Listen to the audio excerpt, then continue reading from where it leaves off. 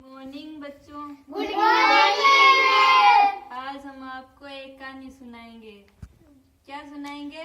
कहानी कबूतर और शिकारी की। ठीक है, तो मैं आप सबको कहानी सुनाती हूँ। एक बार एक गांव था, उसमें एक राजपाल नाम का शिकारी रहता था। क्या नाम का शिकारी रहता था? राजपाल। ठीक है, वो क्या है कि कबूतरों को और चिड़ियाओं को पकड़ता था। तो फिर वो उस दिन सुबह निकला, अपने घर से जाल लेके निकला जंगल की तरफ, और उसने जंगल में ऐसी जगह ढूंढी जहाँ पे सबसे ज्यादा पक्षी आते हैं। क्या आते हैं? पक्षी जैसे कबूतर, चिड़िया, हाँ, कबूतर, तोता, मोर। वो क्या करता था उनसे पकड़ के बाजार में पकड़ के वो बाजार में बेचता था।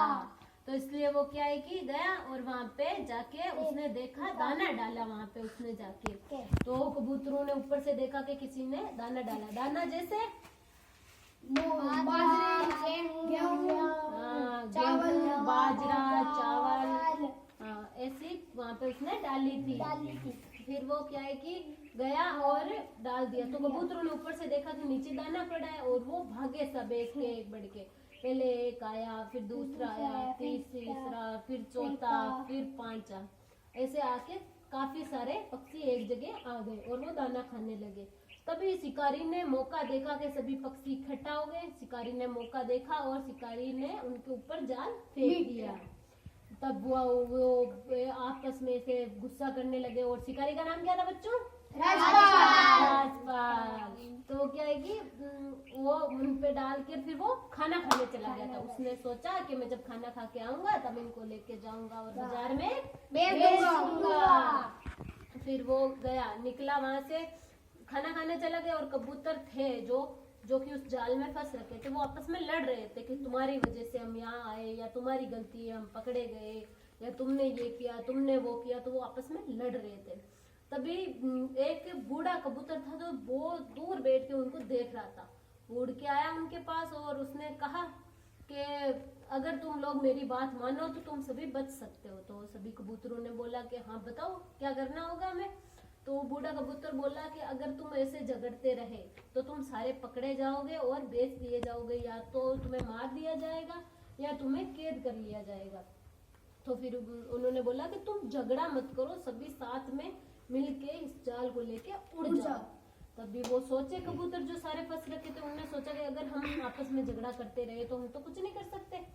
तो फिर वो क्या है कि एक साथ उन सबने जोर लगाया और जोर लगा के वो जाल को लेके उड़ गए।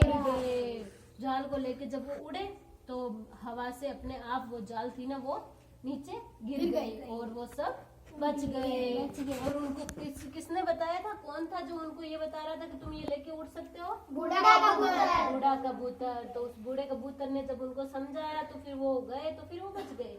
तो इससे हमें सीख ये मिलती है बच्चों कि हमें हमेशा संघर्ष करना चाहिए, मतलब साथ में मिलके संघर्ष करना चाहिए। हमें आपस में लड़ना नहीं चाहिए। अगर हम कहीं भी किसी भी परिस्थिति में फंस जाते हैं तो हमें क्या करना चाहिए कि साथ में मिलके उसका निवारण करना चाहिए, ना कि एक दूसरे पे ऐसे बोलना चाहिए कि तुम्हारी वजह से ये हो गया, या तुमने ये किया, तुमने वो किया, या तुम्हारी वजह से हम फंस गए। क्योंकि जब हम परिस्थिति में आ जाते हैं तो हमें उसको सॉल्व करना चाहिए, ना कि हमें उसके बारे में लड़ना चाहिए। अगर हम साथ में मिलकर करेंगे कुछ तो हम सीख जाएंगे। ठीक है ना? तुम में से कोई कहानी सुनाना चाहता है? कोई भी सुना सकता है अगर किसी को भी आती है तो। मैं चलो। एक हाथी था। वह एक दर्जी की दुकान से निकलता था। वह उस दर्जी का नाम राजू था। वह दर्जी उसे रोज खाना देता था, यानी कभी केले, कभी सेव, ऐसे खाने की चीजें।